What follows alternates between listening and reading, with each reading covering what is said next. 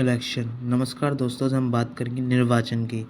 दोस्तों, हम सभी जानते हैं कि भारतीय संविधान के जो भाग 215 में वर्णित है और इसका दोस्तों आता है दोस्तों 324 से इसका दोस्तों आर्टिकल शुरू होता है। दोस्तों, हम आज इस वीडियो में समझने वाले हैं दोस्तों निर्वाचन के बारे में।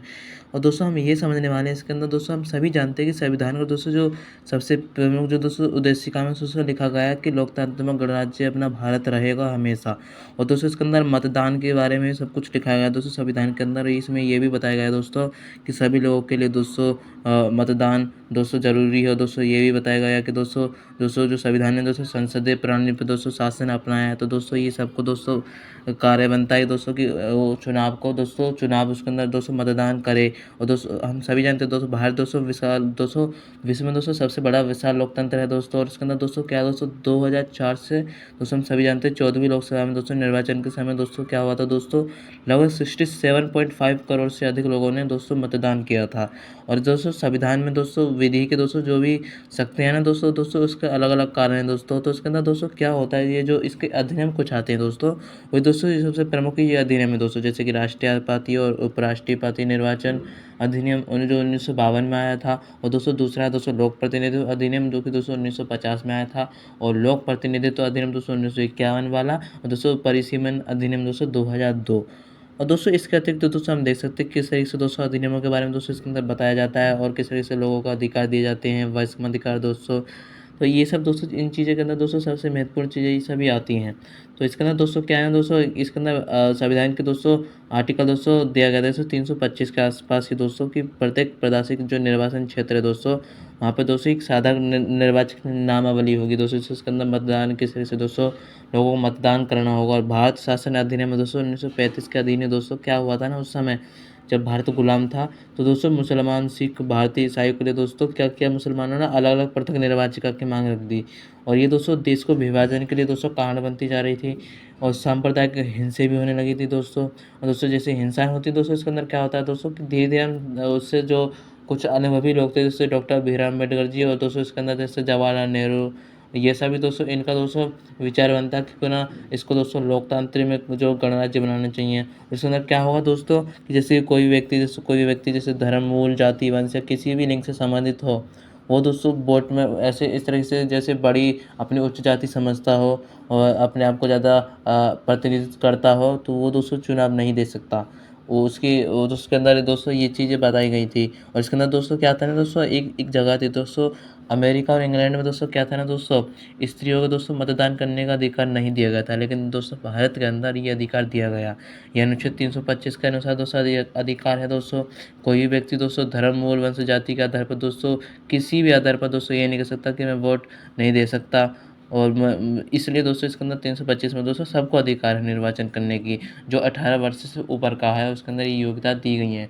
और वो दोस्तों इसके अंदर क्या होता है दोस्तों जैसे दोस्तों कोई व्यक्ति दोस्तों मतदाता के रूप में एक निर्वाचन दोस्तों क्षेत्र में दोस्तों अपनी रजिस्ट्री करवाता है और दोस्तों जैसे ही रजिस्ट्री हो जाती है या फिर तो उस जगह का निवासी होगा दोस्तों तभी वो चुनाव दे सकता है। दोस्तों जैसे कि एसटी ओबीसी ये सभी दोस्तों एससी ये जो कैटेगरी आती है दोस्तों जातियाँ की तो इसके अंदर दोस्तों इनको आरक्षण मिला गया है दोस्तों।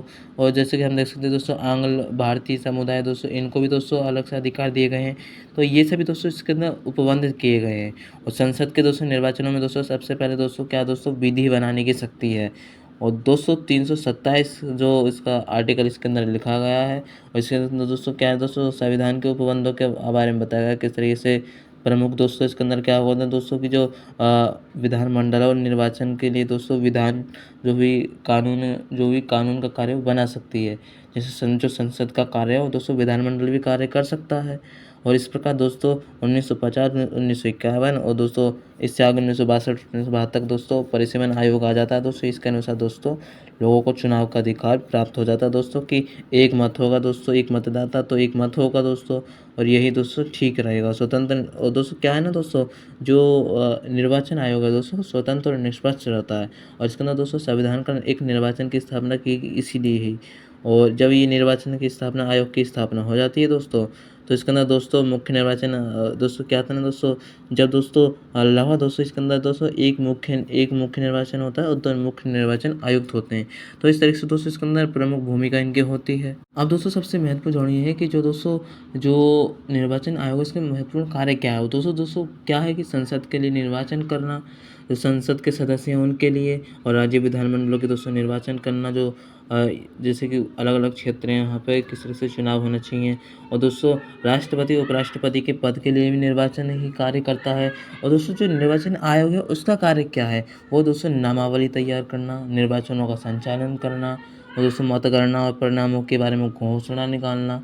और इसके बाद दोस्तों क्या होगा दोस्तों, जैसे कि 103 और जो 192 आर्टिकल है दोस्तों, उसके अनुसार दोस्तों जैसे राष्ट्रपति को सलाह के बारे में, और दोस्तों इसके अंदर जो विधानमंडलों से सदस्य के बारे में योग्यता के किस तरह से दोस्तों वो चुनाव के अंदर खड़ा हो सकता है, ये सभी दोस्तों इसके अंदर योग्यताएं बताई गई हैं। राष्ट्रपति की दोस्तों प्रशासनिक आयुक्त की नियुक्ति के लिए भी सलाह दी गई है इसके अंदर। तो ये सब चीज़ें जो दोस्तों इसके अंदर इंपॉर्टेंट है, और दोस्तों वो मैं बताऊंगा नहीं, क्योंकि दोस्तों एक चीज़ है वो तो दोस्तों आपको याद ही रहेगा हमेशा, कि किस तरह से निर्वाचनों की दोस्तों इसके अंदर प्रमुख योग्यताएं रहती हैं, कि कोई 65 वर्ष का आयु से ऊपर ऊपर ऊपर हो तो उसको ये सब ये ज़रूरी नहीं दोस्तों। और जो ये दोस्तों जो पद है प्रसाद पर आधारित है दोस्तों, राष्ट्रपति के प्रसाद पर। और ये शर्त, और दोस्तों इसके अंदर क्या है दोस्तों, अलाभकारी इसके अंदर परिवर्तन नहीं किया जा सकता दोस्तों। इसके अंदर जो इसके अंदर कुछ भी दोस्तों हटाया नहीं जा सकता इसको दोस्तों, राष्ट्रपति की सलाह से इसको हटाया जा सकता है। और इसके अंदर दोस्तों ये सभी चीज़ें दी गई हैं। और दोस्तों फिर इसके बाद आता है दोस्तों जो 329 दोस्तों जो आर्टिकल है, इसके अंदर दोस्तों परिसीमन के बारे में बताया गया है, जिसके अंदर बताया गया दोस्तों कि किस तरह से दोस्तों निर्वाचन क्षेत्रों को परिवहन से दोस्तों जो भी विधियां को पूरक बोलते दोस्तों संरक्षण प्रदान किया जाएगा।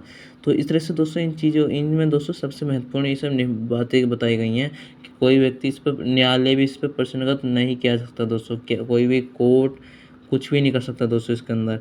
और फिर इसके अंदर ये है तो दोस्तों ज़रूरी है ये भी दोस्तों। इसके बाद क्या होगा दोस्तों कि इसके अंदर कोई भी न्यायालय कुछ कर नहीं सकता दोस्तों। इस प्रकार से इसके अंदर सबसे ज़्यादा दोस्तों भूमिकाएं निभाते हैं। तो ये था दोस्तों इसके अंदर इनके अंदर दोस्तों सबसे महत्वपूर्ण चीज़ है। तो दोस्तों फिर किसी वीडियो में दोस्तों और अन्य बातों को समझेंगे दोस्तों। इस वीडियो में दोस्तों इतना ही दोस्तों, मिलते हैं दोस्तों नेक्स्ट वीडियो में। आज के लिए धन्यवाद। जय हिंद, जय भारत।